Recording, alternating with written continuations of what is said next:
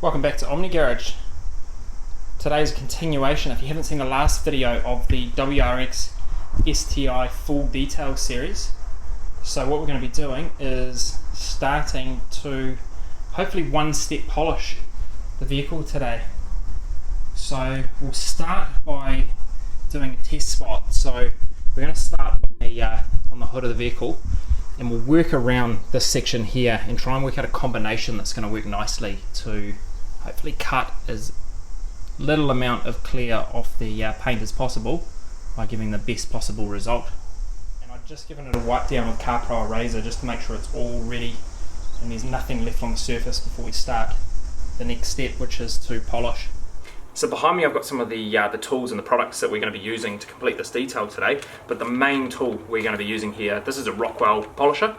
So this is a dual action machine. No, it's not quite as good as something like a Rupes, but we've got to work our way up, and this is one of the first details that we're doing, so we will eventually get there. So behind me are the products that we're going to use. We'll go through those in a little bit of detail. So starting on the top shelf here, we've got pads from Rupes. So these are the fine polishing pads. So we've got a 5-inch and also a 3-inch, and we've got about 4 of each of these pads to use through the process. We also have a bunch of the microfibre cutting pads. So these are made by Mcguire's, and we've got these in the 3-inch and the 6-inch variants, but we're hoping not to have to touch these while polishing the paint today, hoping that we can do it just with those yellow Rupes. In terms of the actual products we're going to be using, so we'll be starting with Sonax Perfect Finish. So you always want to start with the least aggressive, working your way up to the most aggressive, because if this gets what we want out of the paint in terms of clearing up that clear coat, then this is what we'll stick with for the whole detail. So this is made by Sonax. It's called Perfect Finish. This is a 1000ml bottle, so we should have heaps and heaps left over at the end of the process.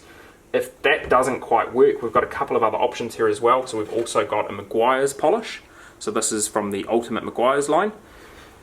And if we really have to step it up to something a bit more aggressive, we've also got the Mcguire's Ultimate Compound, which we'll give a go. What we'll do as we go around the vehicle at each panel, we will use CarPro's Eraser to make sure we've got all of the polish residue and all of the oils off the paint so we can inspect the finish. So the way we're going to start this is we will begin with the 6-inch Rupes pad.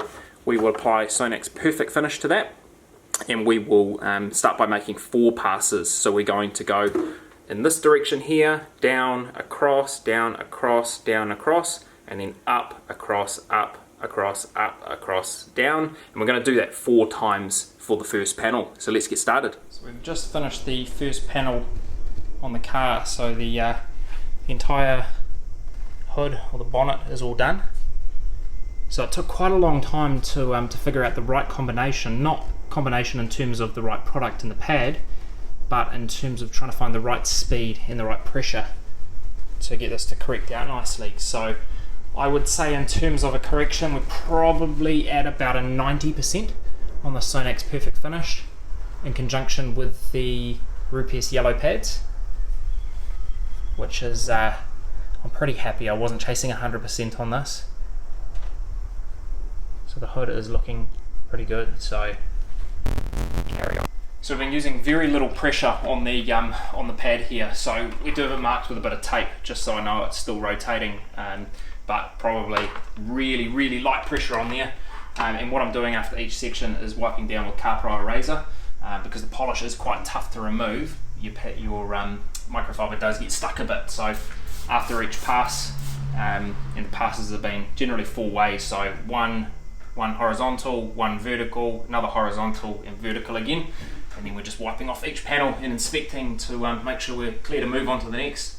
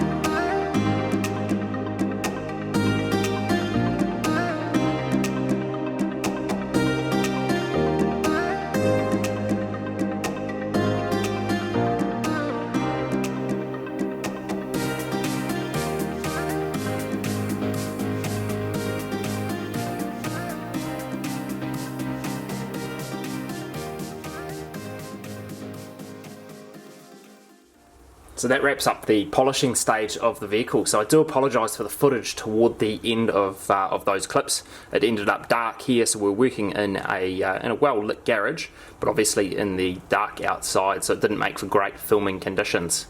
So the next stage, if you tune in for the next video, what we'll be doing is applying the ceramic coating. So we're going to apply Crystal Serum Light, which is a G-Technic ceramic coating, and we're going to follow that up with G-Technic's XOV4, and this adds a hydrophobic layer to the paint.